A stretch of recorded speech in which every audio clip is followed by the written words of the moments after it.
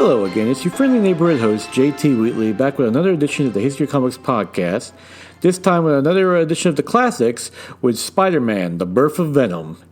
This is a great trade paperback collection published back in 2007 that essentially collected the first appearances of Venom, not just covering the original Venom storyline from Amazing Spider-Man number 298 to 300, but also the first appearance of the Spider-Man symbiote suit all the way back to Secret Wars number 8, also along with Peter Parker's having to deal with the symbiote trying to take over his body, escaping from it, and also some follow-up appearances by Venom in Amazing Spider-Man number 315 and 317.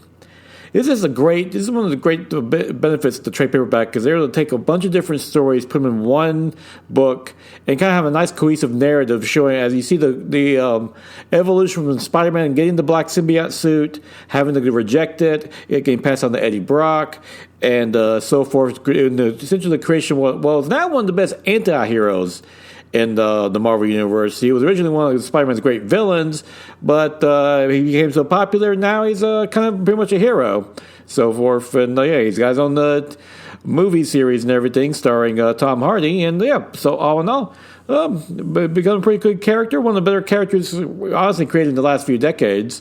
And just a great read in general. And of course, it is great to see all these classic stories by Jim Shooter and Tom DeFalco, Mike Zeck, and of course the original appearance of the actual Venom Eddie Brock character created by David Michel and Tom McFarlane. And of course, we'll go into the controversy, like with David Michelin's claiming that Venom was a soul creation, Tom McFarlane just drew him. But I hold to the belief that there's always been that controversy between writer and artist in comic books, is that the writer believes they create the character because they came up with the idea. Artists believe, no, we create character, we actually drew them. That goes back to Stan Lee and Jack Kirby. I split the difference.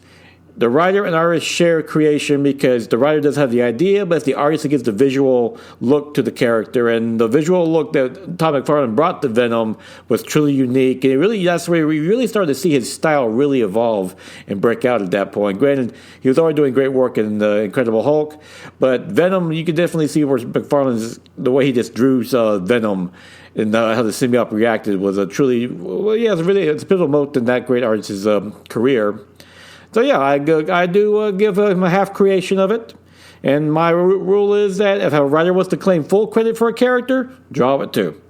Outside of that, if you're a big fan of the Venom character, of course he got more popular with the movies. He has his own comic series and everything. Check out the trade paperback Spider-Man: The Birth of Venom, because that collected all together and makes for a true classic.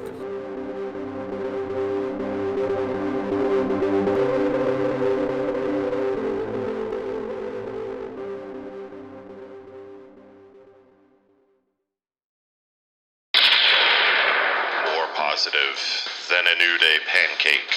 More fun than a super kick party. It's the wrestling podcast from the host, who is the hammer swinging, burrito eating, well, you know the rest, of Thunder Talk. Sexy Thor. It's the Ring of Thunder, found in the Thunderverse and among the great podcasts of the ESO Network.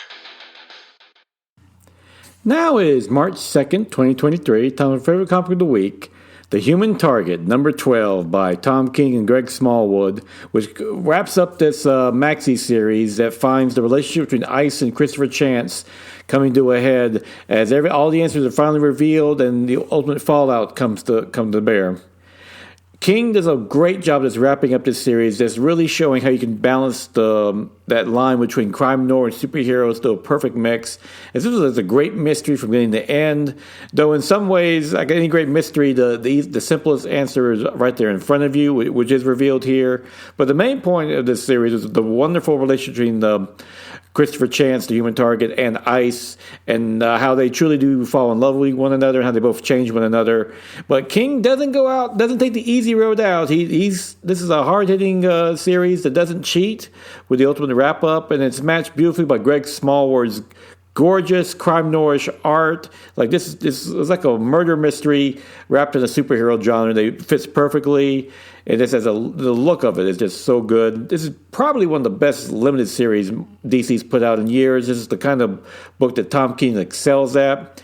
Yeah, on the long form stuff like his run on Batman, not so good. But short series like this, or this 12-issue series like this, fantastic, and this is top of the line, one of the best comics recently read. So just a highly recommended read. And with that, we'll include this episode. Join me again next week for another edition of the Classics. And until then, go out and enjoy yourself a good comic book. If you can, check out Spider-Man, The Birth of Venom, because that is a great trade paperback collection that's a true classic.